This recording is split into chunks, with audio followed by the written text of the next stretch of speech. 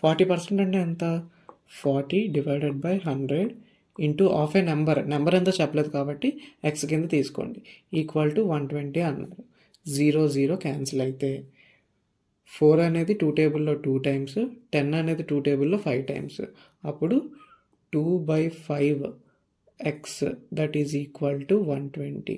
ఈ 120 కింద ఏమీ లేదంటే 1 అని తీసుకోవాలి. ఇప్పుడు క్రాస్ మల్టిప్లికేషన్ చేస్తే 2x ఇంటూ 1 ఎంత?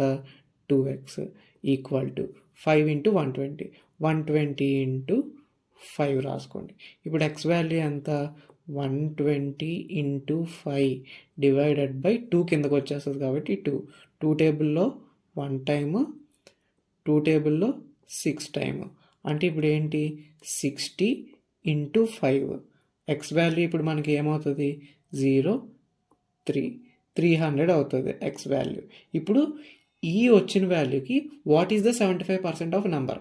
ఇది నెంబర్ 300కి 75% ఎంత అని అడుగుతున్నారు. 75 డివైడెడ్ బై 100 రాసుకుంటాం. 2 zeros పోతే 75 ఇంటూ 3 ఎంత? 225. ఇదే మీ ఆన్సర్.